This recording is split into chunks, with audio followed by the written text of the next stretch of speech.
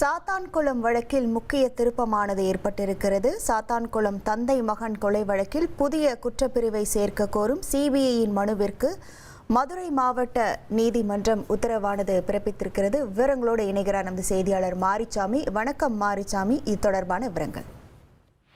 தமிழகத்தையே உலுக்கிய ஒரு கொலை வழக்கு என்று சொன்னால் அந்த சாத்தான்குளம் கொலை வழக்கு எல்லாருக்கும் தெரிந்திருக்கும்.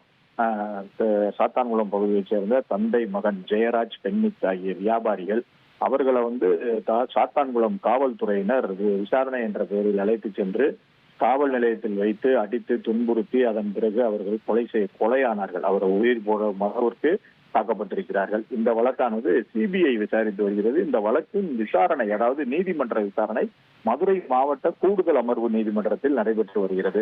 இதுல சிபிஐ ஒரு மனுவை தாக்கல் பண்ணியிருக்காங்க மதுரை மாவட்ட நீதிமன்றத்துல. என்னன்னா, இந்த வழக்குல குற்றவாளிகள் மேல, குற்றம் சாட்டப்பட்டிருப்பவர்கள் மேல விடுபட்ட குற்றப்பிரிவுகள் சில குற்றப்பிரிவுகள் விடுபட்டிருக்கு.